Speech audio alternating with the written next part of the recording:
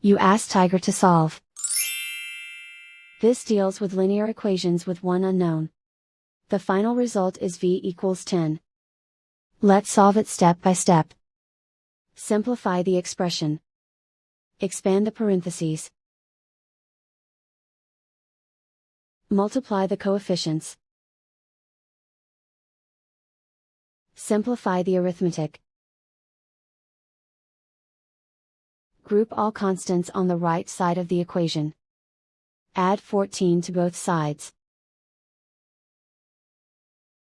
Simplify the arithmetic.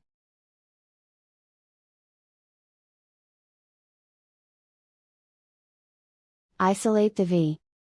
Divide both sides by 8. Simplify the fraction. Find the greatest common factor of the numerator and denominator. Factor out and cancel the greatest common factor. And so the final result is v equals 10.